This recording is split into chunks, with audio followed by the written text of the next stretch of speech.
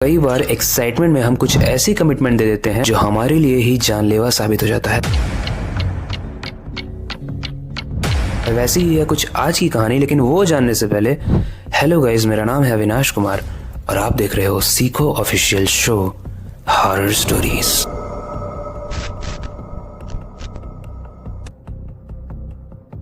शुभम एक rising YouTuber था और हाल ही में उसके 1 लाख सब्सक्राइबर्स पूरे हुए थे। और खुशी की बात है कि रिसेंटली में उसे सिल्वर प्ले बटन भी मिला था, जो कि हर यूट्यूबर का शुरुआती सपना होता है। लेकिन ट्विस्ट ये है कि उसने अपने सब्सक्राइबर से ये कहा था कि सिल्वर प्ले बटन मिलते ही वो एक एक्सपेरिमेंट करेगा और कब्रिस्तान में जाकर वीडियो को अपलोड करेगा। इसलिए अपने सिल्वर प्ले बटन को लेकर वो कब्रिस्तान में गया रात के 2 बजे। शुभम अपने सर पर एक कैमरा लगाता है ताकि वो सब कुछ रिकॉर्ड कर पाए। गाइस, वैसे तो शुभम सुपरनेचुरल चीजों में बिलीव नहीं करता है, लेकिन कब्रिस्तान में जाने के बाद जो नेगेटिव एनर्जी उसने फील की, वो फील करने के बाद उसकी भी हवा टाइट हो गई। वो देर रात में गया था और उस अंधेरी रात में बहुत शांति थी।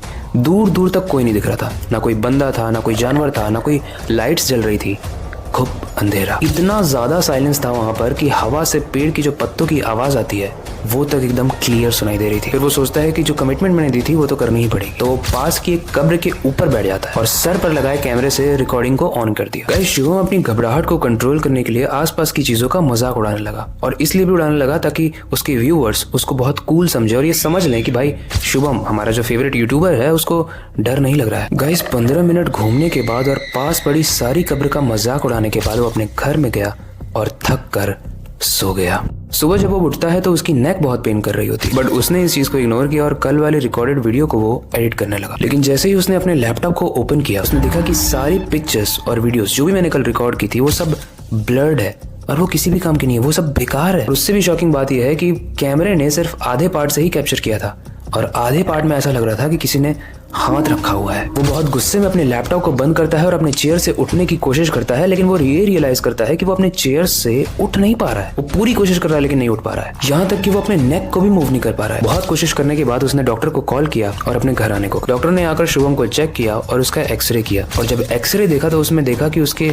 नेक में बेंडिंग आ गई है, जो कि हैवी वेट को लिफ्ट करने के बाद आती है। शुभम सोचता है वो ना जिम जाता है और ना वेट लिफ्टिंग करता है, तो स्पाइन में बेंडिंग कैसे आ गई। दिन ब दिन उसकी हालत बहुत बिगड़ती जा रही थी और वो फुटेज देख के उसे और बुरा लग रहा था। लेकिन एक दिन उसने उस वीडियो को बहुत ध्यान से देखा और वीडियो के एंड में उसने एक चीज नोटिस की कि जब वो कैमरे को उतार रहा तो उसके सामने कोई चीज थी जिसने लेंस को आधा कवर किया हुआ था, और गाइस वो था एक खून से सना हुआ हाथ। एंड गाइस, शॉकिंग बात ये थी कि उस पूरी वीडियो में जो सांसों की आवाज थी वो सिर्फ शुभम की नहीं थी, बल्कि कोई और भी था जिसके सांसों की आवाज आ रही थी वहां पे। उसने सोचा मैं वापस से इस वीडियो को स्टडी करता हूँ। उसने इस बार स्लो मोशन में उस वीडियो को चलाया और कई बार चलाया, और जितनी बार भी चलाया उसमें से एक बार उसे दिखता है कि उसमें सिर्फ सांस लेने की नहीं बल्कि एक लड़की के बाल भी दिख रहे थे, और वो सीन काफी क्रीपी था। ये देखते ही शुभम काफी शॉक हो जाता है और वो लैपटॉप को बंद करके एकदम साइलेंट हो जाता है। फाइनली शुभम अपने चेयर से उठ पाता है और वो शीशे के सामने जाता है, और जैसे ही वो शीशे के सामने जाता है वो देखता है कि उसके कंधों से 2 पैर लटक रहे हैं और उसकी गर्दन पर 2 हाथ हैं जो उसको जकड़ कर